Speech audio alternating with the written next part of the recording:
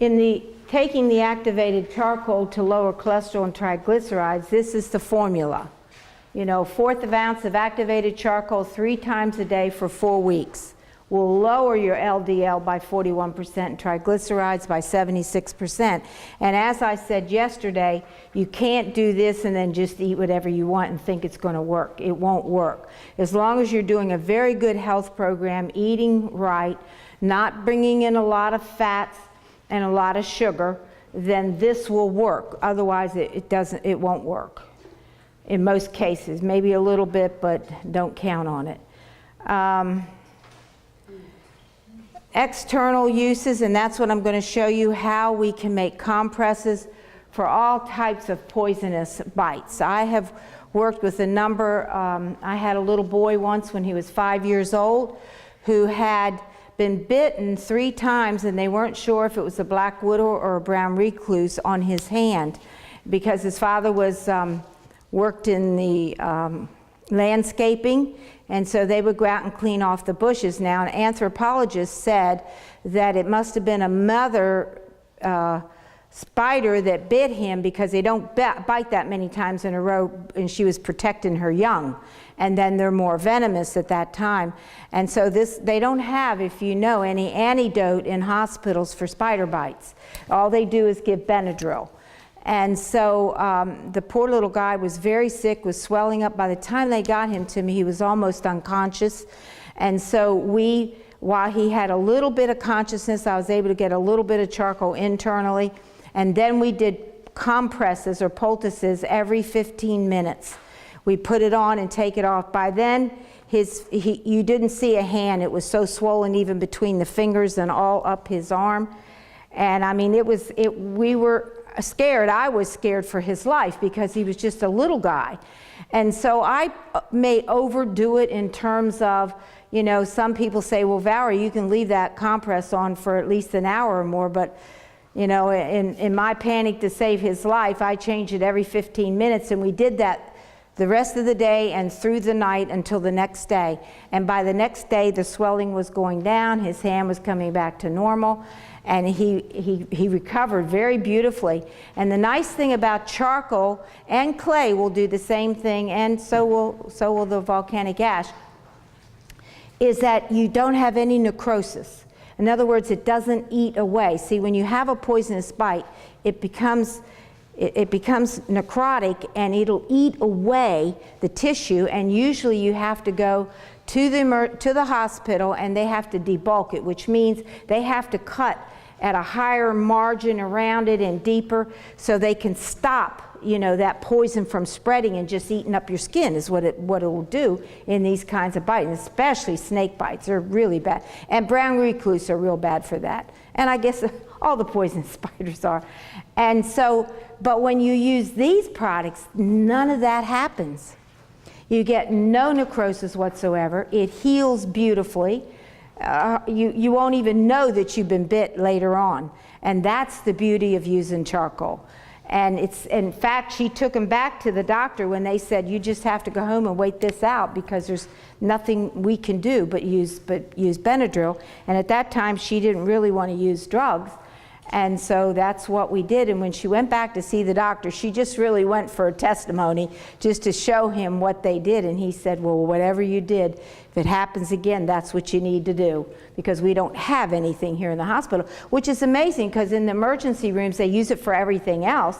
They just don't think to use it for poisonous bites and things like that. Now, what I say at that point is that I'll show you. I make compresses. If I'm going to hike in heavy woods and mountain areas, I'm not taking a chance. So I make up several poultices and put it in a plastic bag, and then I do a little bottle, maybe this size, with some charcoal and water in it and quite a bit. And I carry that with me because I don't know if I'm going to run into a good-sized rattler, and we have them pretty nice here in Alabama, and same way up in North Carolina and different places.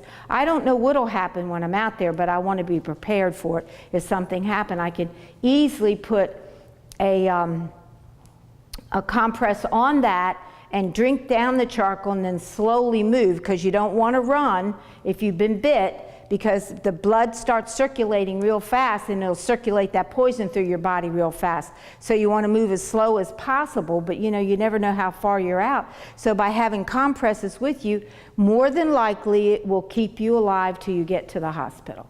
I know when I was out in the meadow, and I had just got home from the Ukraine, and I was down on my hands and knees because I love persimmons, and some of the wild ones were there, still there.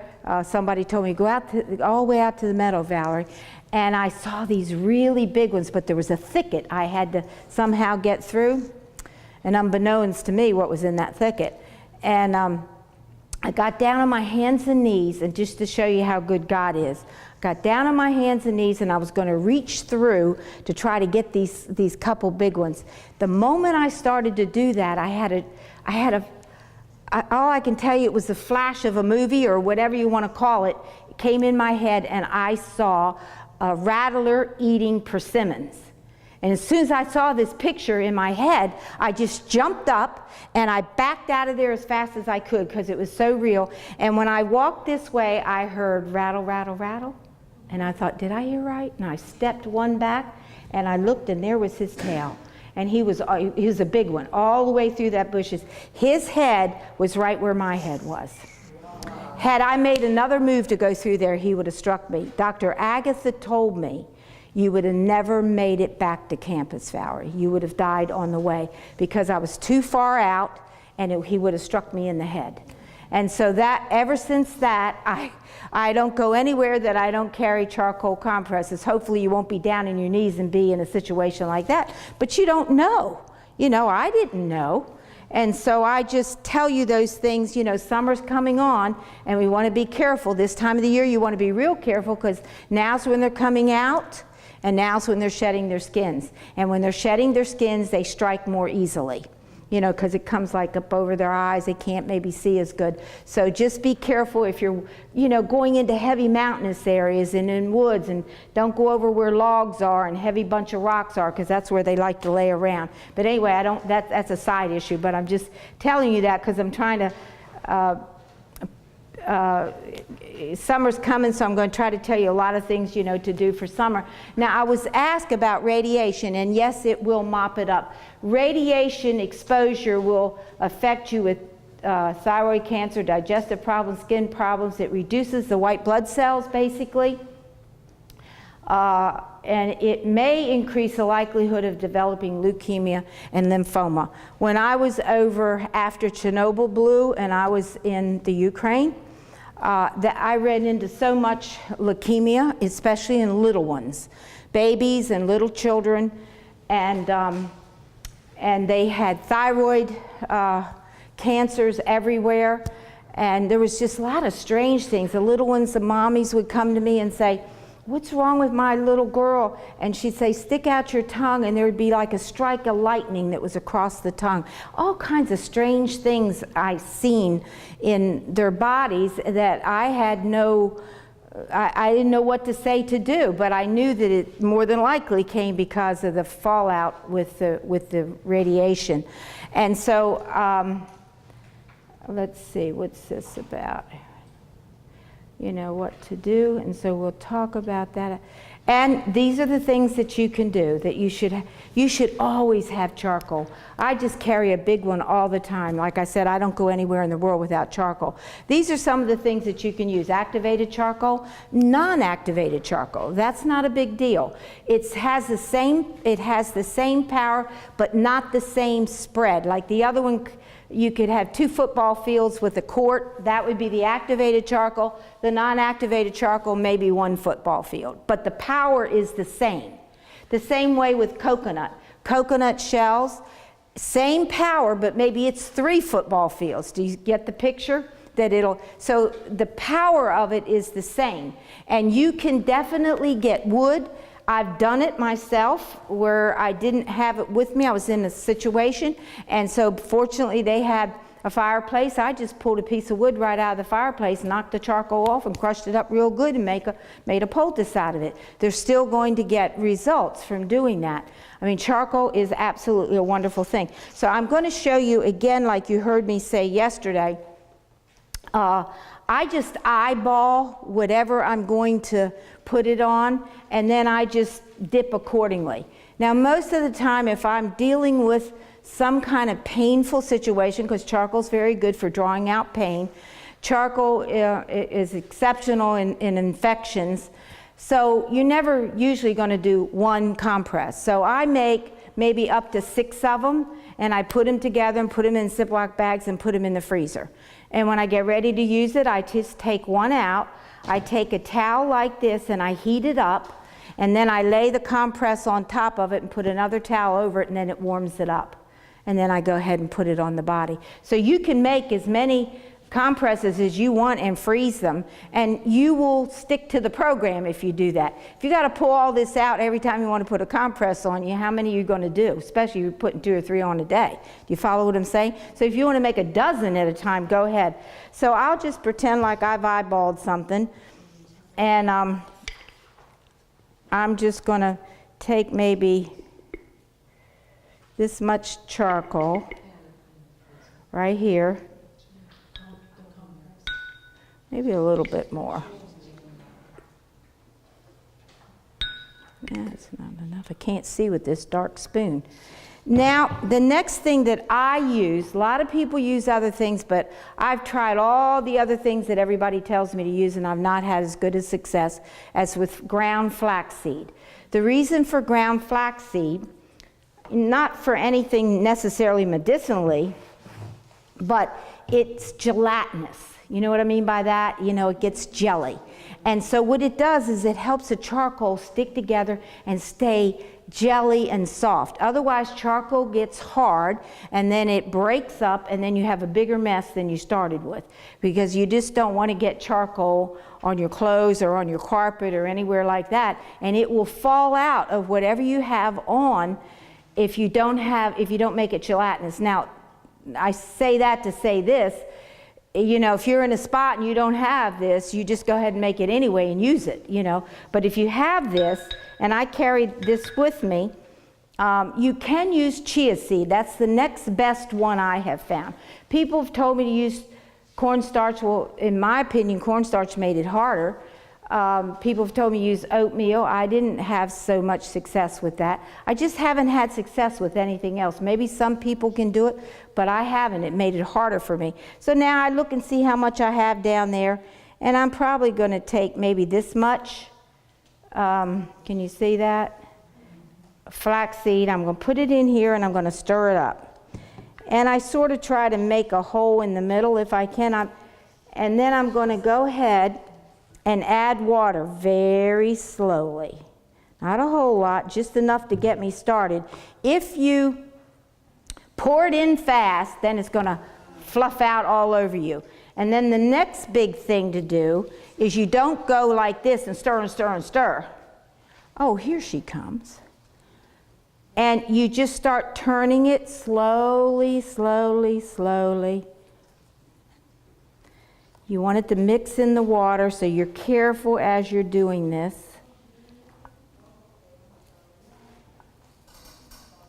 Okay, now I need more water. So I go ahead and put more water in. And what's happening while I'm doing this is the flaxseed will start to swell up some, you know, and then it'll get nice and gelatinous.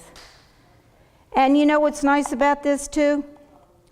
If it gets too runny, just add a little bit more, you know, so you don't have to ever worry, well, oh, if it got too hard, now I got to throw that way and start over. No, you just keep adding till you get it right. I may have to do that here. We'll see in a minute.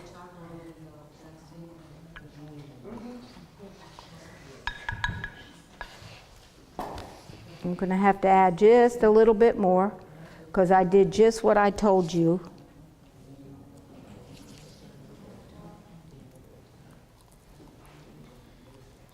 Okay, now she's doing it.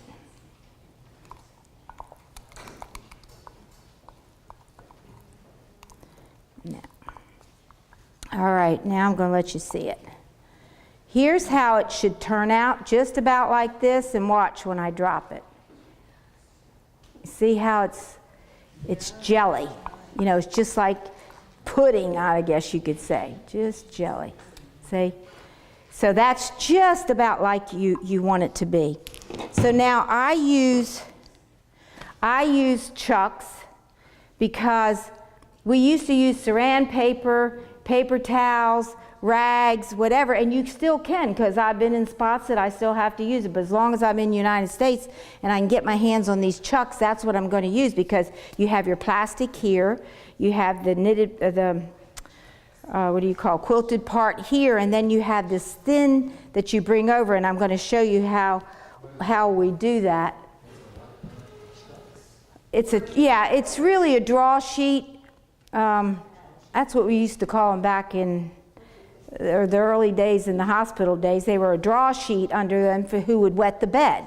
And then they were cotton and they were thick. Nowadays, we have these disposable and you can just throw them away. I mean, that's really nice. Now, I'm going to tell you this.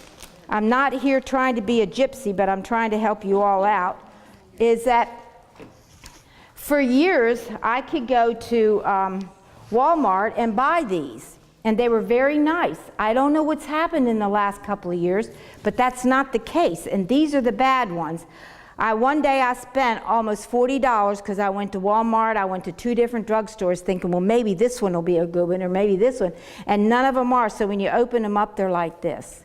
Now, you could go ahead and use it if you want, but it's a mess because I have tried to do it. Where these nice ones, you open it up like this. So I have them here. They're this big, and they're just, I'm just selling them for what I get them for. They're just $1 a piece like this. And this will last you for oodles of compresses. So you'll want to get some of these, because unless you can, buy 100 in a box or something like that, I don't know where you'll get them. And so I decided I better start handling them, because I was telling people this before I opened up the box, and when I saw it, I was so embarrassed, because I thought everybody's going out and bought these nasty ones, and they probably want to wring my neck, So anyway, just to show you now, what you do is you pull back this piece like this, and you go ahead and just plop that right in the middle. You see how I'm doing it? And you just spread it to whatever size that you're going to put this on. When I get done, you just cover this right back over it like this, and then you do masking tape. Now, we used to use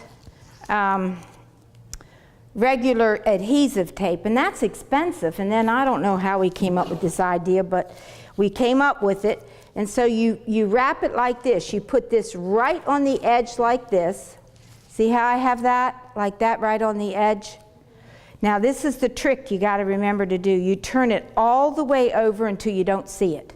And then you see it on the back. The reason being that you do it that way is because masking tape can be a little rough. And it'll, could rub on your skin. This way, it's so nice you don't get any roughness to it, and it stays nice and soft.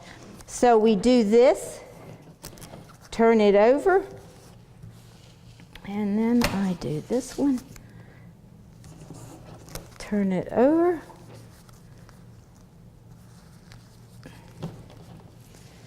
and then cut off. If you've cut it too big, you just cut off the extra. And what I do when I'm making them, if I'm making a whole bunch of them, I have my whole center island just loaded with cut pieces of masking tape. So I kind of always try to make an assembly line when I'm doing something to get it done quick. So when you get done, basically this is what you have. You have your compress. Now, if you make another one, you put the charcoals together like this, and then you put one up and then one down, and then you can make a bunch of them and freeze them, and then take them out like I said. And you will continue to do it, because now you've made it easy for yourself. Instead of 3 times a day, you've got to stir it all up and make it.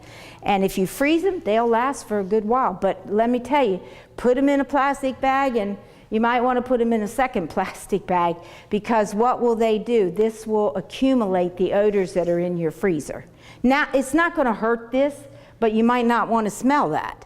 So if you put it, you know, in a good Ziploc type bag, a freezer type, not your regular kind, because it'll pull right through that one. Then you'll be okay. Anybody want to see this, or I'll just lay it here and we can look at it. So you put them in the freezer, put the charcoal sides together? Put the charcoal sides together. No, they'll stick a little bit, but as soon as you bring it out, you can start prying it loose. If you need to, you can stick a hot washcloth like this on top of the one you're trying to take off, and it'll get it released. Then you heat up. You take it. You know, you could take a wash rag with this size one.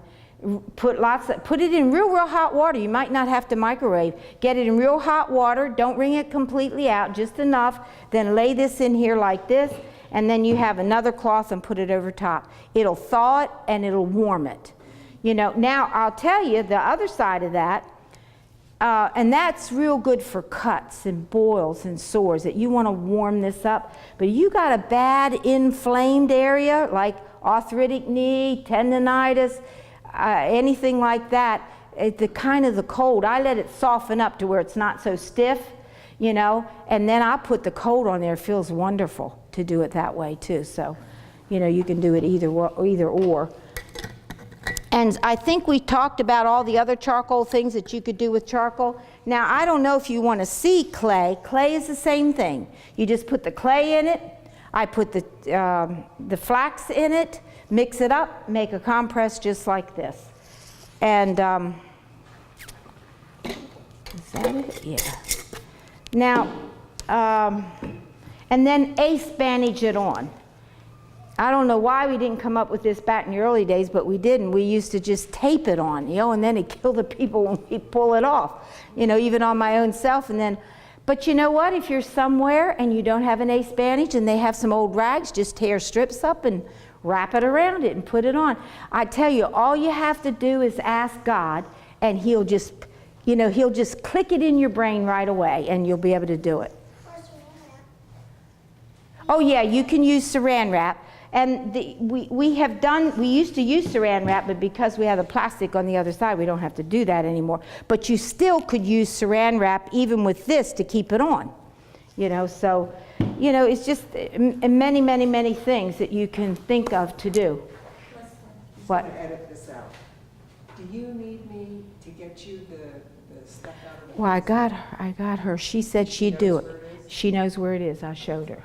So if you want, you have so much to do. Okay, well, go ahead. I'm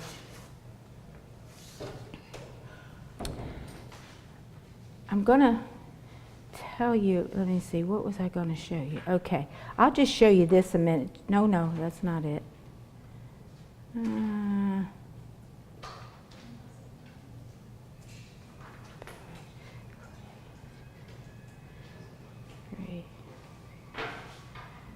All right. Well, let's go. How many people here use aloe?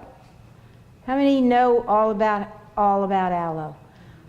You don't know all? Well, I don't know all either, but I'll give you a quick synopsis on it so that we can head out onto a lot of the other things. I'll tell you, the French green clay is supposed to be the best. But I just had somebody tell me, what was the story they told me, where they used bentonite clay. Yeah. Tell it. Wait a minute, come here. No, come here. We want to take this. Okay. All right.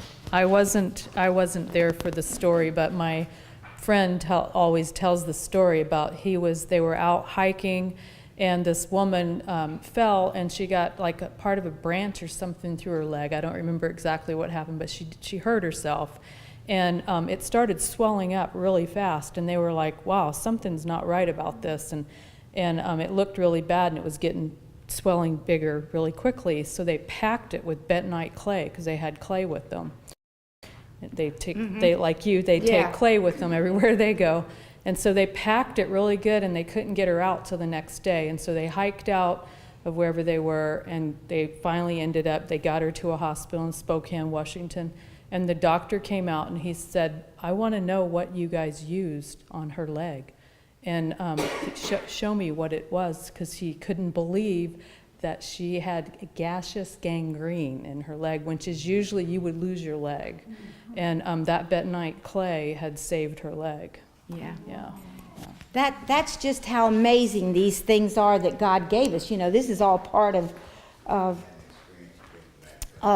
God's work. You know, it's in His ground, and there's various kinds of clay. And that was this bentonite clay that did this. Bentonite clay they mostly use in the intestinal tract, but you know what? When you have clay, you use it because it's going to work, and it deposits many things. Let's see, I think I had some stuff down here. You can put essential oils in clay. It's a natural negative charge again. It'll pull out any toxins that are in your bloodstream or in your body, just like it did with her. I mean, gangrene formed that fast in her leg, and like she said, she would have lost it. You know, by the time, when they saw her under any other conditions, if it hadn't even gone up to her heart by then. But anyway, what else was I going to show you? Just a hit on the aloe vera, just a little bit. Aloe vera, you know, is what they say, it's the pharmacy in plants. And there's over 140 different substances in aloe vera. And aloe vera, there's thousands of plants. No, I don't need it yet. There's thousands of different varieties all over the world. But it doesn't matter. You can just use whatever you get your hands on. It's going to work. Now, aloe vera, which I have up here to show you this, it's in the onion and the garlic family and the lily family. So that's why onions and garlic are so medicinal, because they're in the same family as the aloe. So when you find that out, you know that you're going to get a lot of medicinal properties in either one of those. Aloe vera now this is amazing with aloe vera, but garlic is just about the same. Across the board, it's all the oh, what happened? I'm so glad you pointed out to me. You didn't get to see it. Okay, here we go. Here's what aloe vera is: antiseptic, antiviral, anti-inflammatory, antibacterial, antifungal, and it's an antibiotic. It's all the antis across the board, and garlic falls right into the same place as that is. Whoops. Oh dear, this arrow, I have a time with it. All right, I did throw some garlic in here, because here comes garlic. You know, it's anti-clotting, anti-tumor, antiseptic, antifungal, anti-heart disease, antibacterial. You know, it's a broad spectrum of antibiotics, inhibits yeast organism, lowers cholesterol and triglycerides, and lowers blood pressure. I mean, that's just, mind you, I'm only on the tip of the iceberg with these do. I'm just giving you the highlights. They do much more, but if you know that they do these and have all these anti-properties in it, you can almost use it on any condition. Mostly with garlic, you take internal. You do have to be careful if you put it on the body, because it can burn, but I've known people to use it for different things that they've put it on the body. I've known them to oil it up a little bit, insert it in the rectum for hemorrhoids. I haven't done that, but I'm going to show you some hemorrhoids. Look, these are just some of the things aloe vera has in it. It has 6 antiseptic agents, 3 anti-inflammatory fatty acids, 23 peptides. You know what they are? That's immune system stimulators, you know, to help boot up your immune system, you could say. Nutrients, it has B12, 17, B complex, you know, just a whole, I'm just hitting the tip of the iceberg here. It has amino acids, 9 of the 10 essential.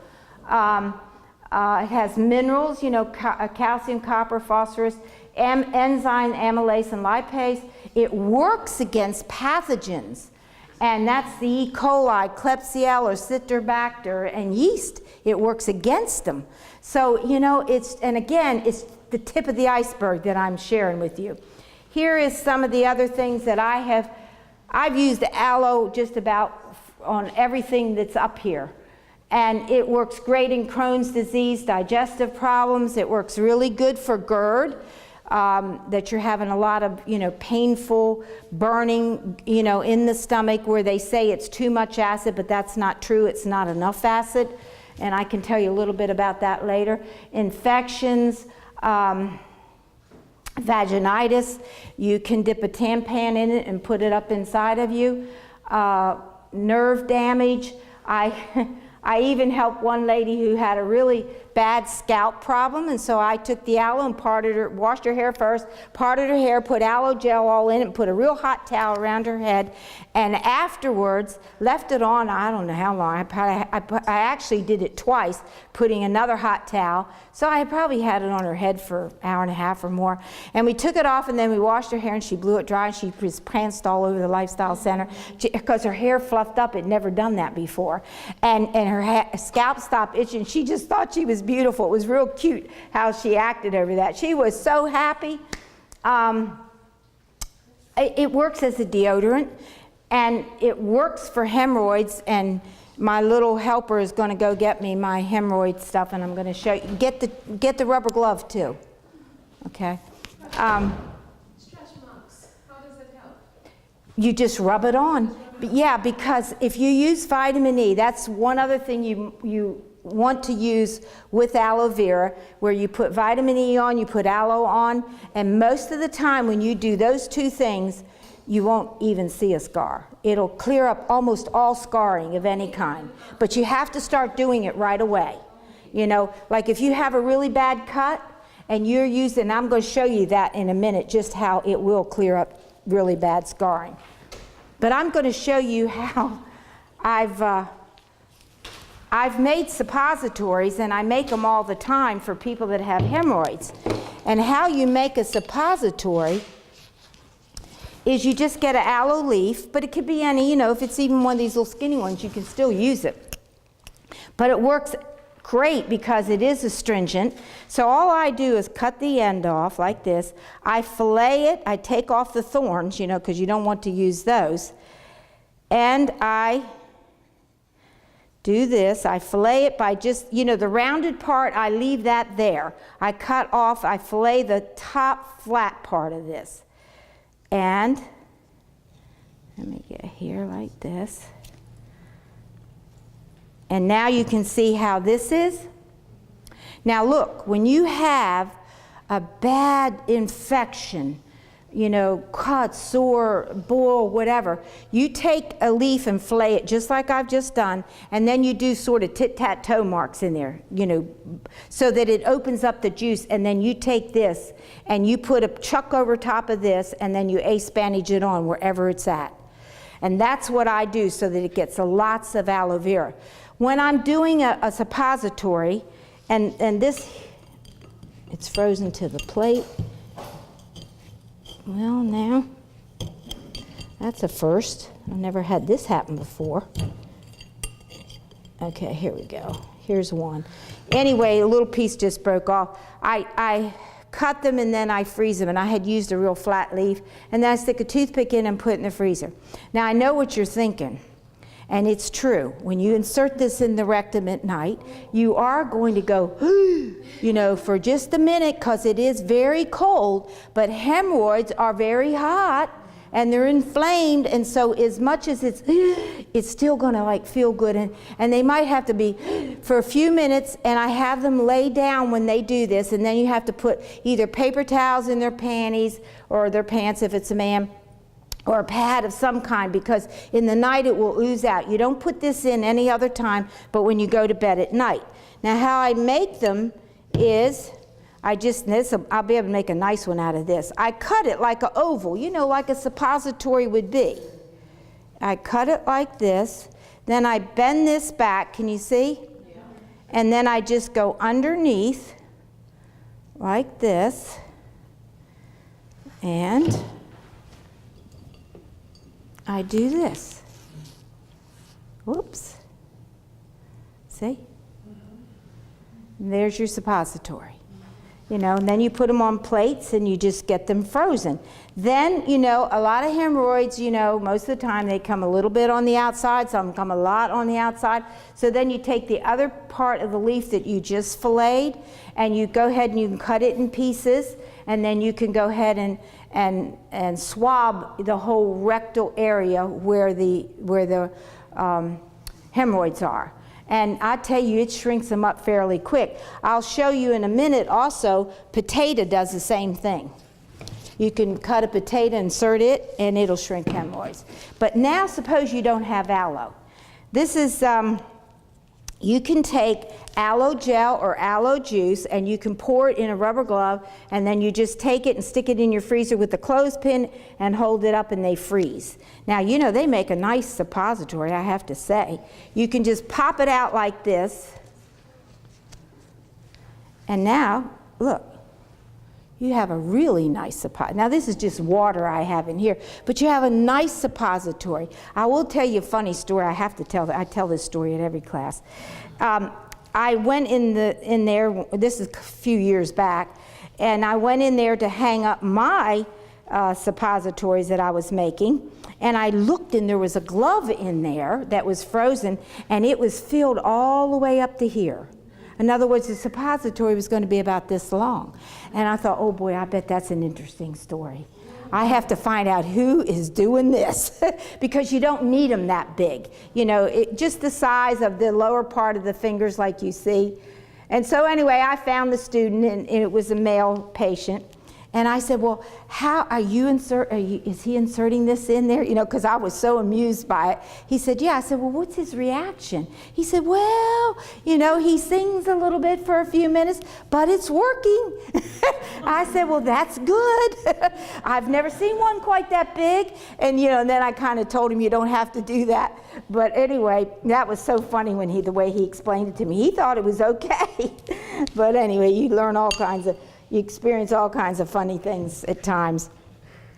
And I'll show you that when I get to the potato poultice, because you can do the same thing. You can take a potato, cut it, and then you just cut the size like you saw me do right here. You would cut a piece of potato, you know, and it doesn't matter if it's thicker or not. You know, the thicker the better. You know, just cut a piece of potato out like this, and when you go to bed at night, you just insert it. And do the, you know, with it, make sure you have panties on or something to catch it when it slides out, because you know it will slide out eventually. Maybe I need to put this over here. So, you know, that's one of the things that you can do. Cuts and wounds, you know, I mean, I don't know of anything that can be better. Fabulous for sunburns, but this is what you have to remember when you use aloe on anybody's skin. It is astringent, and some people can't handle it because it draws up and itches you like crazy. I'm one of them. But there's a way around that. Is all you have to do is get vitamin E or olive oil and do a very thin coating, like over the sunburn as best you can, and then go ahead and apply the aloe, or apply the cool aloe over them first, and then take a little bit of olive oil and mix it in all over them, and it will not affect their skin at all. They'll be just fine, and it will really heal sunburn. You know, it's you know, what's it known for? What do we know it's known for? It's for burns. I mean, that's the first thing people do is wrap and do. In fact, the Children's Burn Center in Philadelphia, maybe 40 years ago, used to use aloe, because where I live, there was a man that had a greenhouse and grew the aloe for the burn center, because he went to them and he shared with them what this would do, and it would heal beautifully. But like in most hospital settings and medical settings, just like hydrotherapy, it gets so that you have so many patients, you can't have one-on-one anymore. So, you know, then you go to the medications, unfortunately. But it would heal beautifully, and I'm going to just show you that right now. Let's see, what is this about? It's a scar inhibitor, and it's a growth stimulator. It's almost like comfrey in those, like a cell proliferator. It makes the cells grow fast and start filling in, and then it'll heal some of the worst of conditions. It has what he said, Schreiber tag calls it a wound hormone. In simple terms, it accelerates the healing. That's the very same thing that comfrey does, and we'll talk about that in a minute. But I want to tell you about this Reverend Thompson.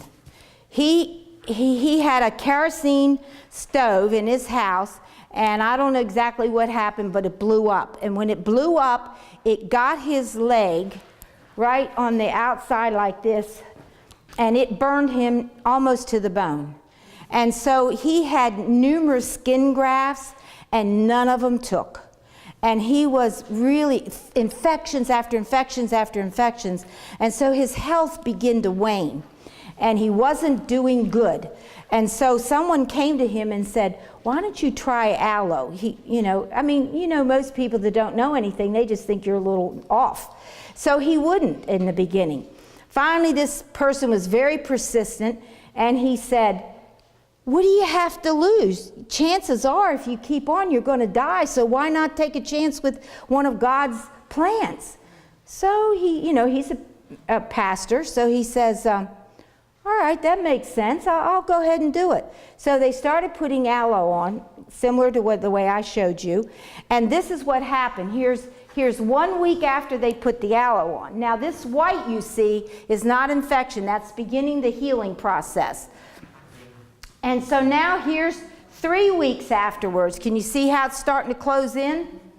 Here's 5 weeks after. We're seeing new skin forming. Can you see that? And then here we are 8 weeks after. Look at how much new skin has formed in on this.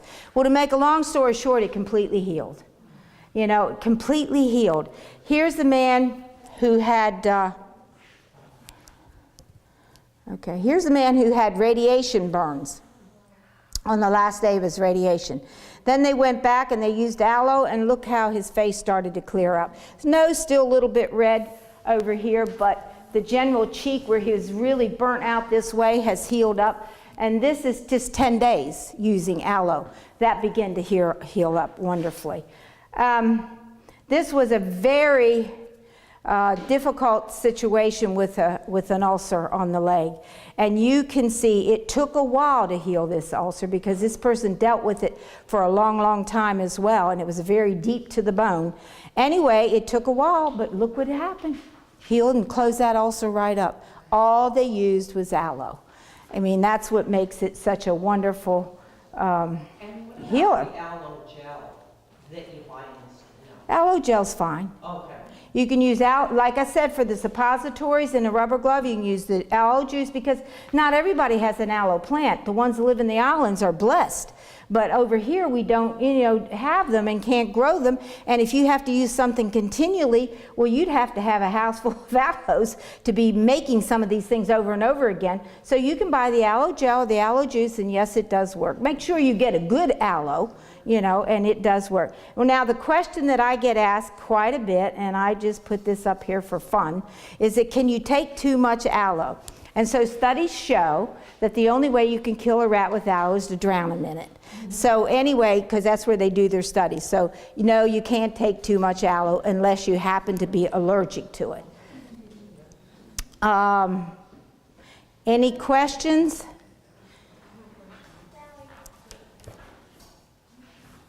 Oh, that's okay. I'll have to figure out what I'm going to go to next. I'm going to show you cabbage. How many people have ever used cabbage? I tell you what, that stuff is what? Yeah? You said you cut potato as aloe vera. Where do you use the potato? For hemorrhoids. For hemorrhoids. Oh, but I'm going to show you a lot of things or just tell you as much as I can tell you about potatoes. Potatoes, if you had nothing else, potatoes will do almost anything when it comes to drawing out infections. For you name it, potatoes works fabulous. Just a potato. And I'll show you how we just grate them and use them. Here's an onion. If you get a bee sting and you don't have anything else available real quick, slice an onion. Fresh onion works the best. Slice an onion and put it right on the bee sting and it'll just make sure that the stinger's out naturally, and it'll usually stop the sting in a very short time. It'll neutralize it. But now this is the most amazing thing. It was for me because it took me a while to buy into this. I just looked at cabbage and said, how in the world can you do what they say you do? So let me tell you, these, if you can go to the store, and I've done this, you can buy cabbage, but people come up, and when they buy their cabbage, and you probably all have seen this, they'll rip off all the outer leaves and it's in there. So what I do is get a bag, pick up all the outer leaves, because especially when I'm going to do a seminar, and I stuff it in the bag, and then I go. And I have all these leaves because, so I'll just pretend that this is a good one. It's not the best one. what you do for knee pain, elbow pain, wrist pain, pain, period. Someone just told me at the lunch table, oh, it was your husband. He fell on his face on concrete. Now you can imagine, I don't even like to hear it, I can't imagine that crash. Anyway, he took a cabbage leaf and wrapped his face in a cabbage leaf that night. And the next day, the swelling was down and the bruising was almost gone. Now that was really miraculous healing.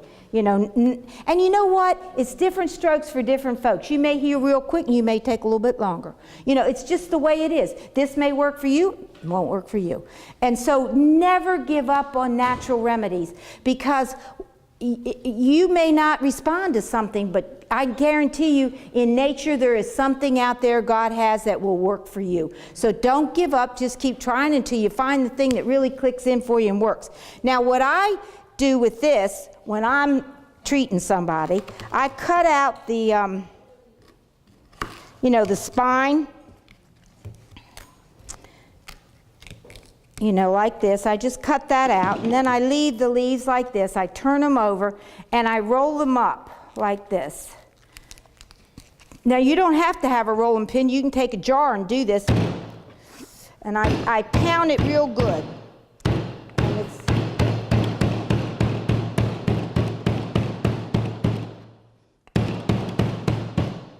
And what it does, you'll see the juices are coming out. Can you see it a little bit? The juices are coming out. I have taken this and put it in a food processor and I grind it up. And then I put it between a chuck like you saw me do the charcoal. I've done it that way. I did it that way at first because I just couldn't believe in this. I just thought, this is ridiculous. How is this going to take pain out? Well, 2 summers ago, Dr. Agatha and I did a simple remedy class at the North Carolina camp meeting. So she did the talks and I got up and did the talks and showed all the different remedies. And I had this head of cabbage, and of course, she wanted me to teach it, and so I did, but I hadn't, my confidence wasn't the greatest in it because it just seemed too ridiculous to my mind. And anytime, I want to give you a clue that I've learned through the years, when you think it's ridiculous and not going to work, I grant you it's a great remedy. You just have to get convinced into it. I look at that cabbage leaf and say, that's going to take out pain. Well, after I got through demonstrating this, we had over 300 people in this room in the camp meeting. After that was all over with, then Dr. Agatha and I stepped outside, and I couldn't tell you how many people come, and she was counseling in one corner, I was counseling in the other corner, but everybody came up to me, wanted a cabbage leaf. So I was scared to death. Thinking, oh man, is this going to work or is it not? So I started peeling off. I had a really nice cabbage with big leaves. I started peeling off and giving to them, but then I was getting down to where it was getting a little bit lighter and a little bit lighter, and pretty soon I'm down to where it's almost white. And I'm saying, I don't know if this stuff is going to work. We're getting down to where it's not green. The higher the green, the darker the green content, the more chlorophyll you have, and naturally, it's going to do a better treatment, so to speak. Well, anyway, later that day, I was giving it, putting it on everybody's. I had some ace bandages, and I was cutting the ace bandages and wrapping them on their legs as best I could. And people left, and later that day I don't know how many people within the hours after lunch, because we counseled until lunchtime. We counseled from 10 to 1. And after lunch, I had people coming up and saying, Valerie, my pain is gone. I said, really? I was so happy for them. They didn't know that I wasn't 100% into this cabbage thing. And so I think God wanted to teach me a lesson. And then somebody else would come up and say, Valerie, it went within the hour. I said, really? Oh, that's wonderful. I act like I know what I was doing. Anyway, I couldn't, even the white cabbages, they came up the next day. The whole rest of that camp meeting, I had more people coming up and saying, this cabbage is the most wonderful thing. I said, okay, I guess I'm a believer, because it worked no matter what. Now, I want to tell you something else. I have some people say to me, certain things that I've told or teach or do, you know, that's ridiculous. It can't do whatever. But you know something? I don't care if it's a placebo. You know what a placebo is? Okay, I don't care if it's a placebo. As long as they get results, that's all I care about. So if the cabbage worked, fine. If it was all in her head, you know, and it was a placebo, at least they got relief. You know, it's a natural remedy. They were thinking right. You know, that's how I look at it.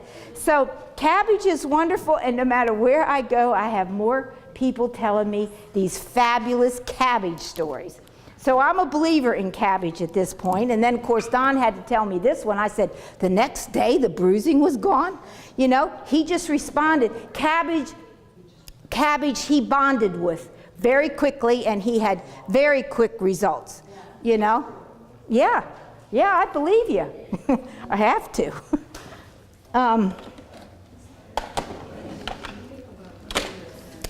So now, if we have the potato, if you go, let me see, do I have it up here? I might have it here. Let me see if, yes, I do. Here we go.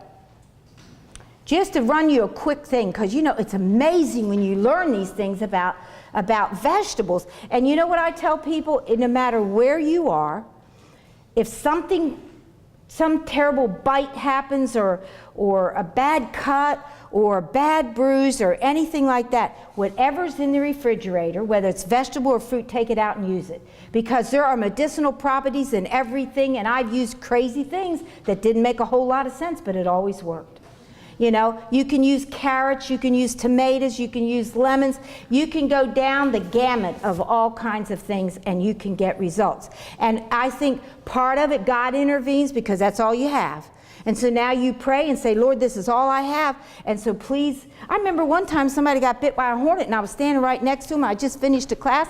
All I had was a lemon in my hand. And I just took that lemon, smacked it on that area to try to neutralize that sting. I mean, you know, God just does amazing things. But here, I forever lose, I see what I did. Where's that arrow? Here we go. Well, maybe I need to do this. Where's that thing? Maybe if I do this, I won't have so much trouble. Anyway, you can see here, potatoes, everybody talks about, you know, being alkaline, don't want to be acid. Well, here you go. Potatoes are very alkaline reacting food. Now, that doesn't mean with sour cream and butter and all that kind of stuff on it. But when you put it in the raw on anything, it's going to do this thing. It contains many vitamins and minerals, 20 carbohydrates, 2 proteins. Raw have a high concentration of protease inhibitors, which neutralize viruses and cancer. Can you believe that? That's in a potato. And, you know, we look at potato and say, that old white piece of starch, it does nothing but put fat on me. You know, that's how we talk about a potato, but yet it's got all this in it. You know, polyphenol, that prevents cell mutation leading to cancer. You know what cell mutation is, don't you? When they start mutating, and then pretty soon, after enough cells, then you got a tumor.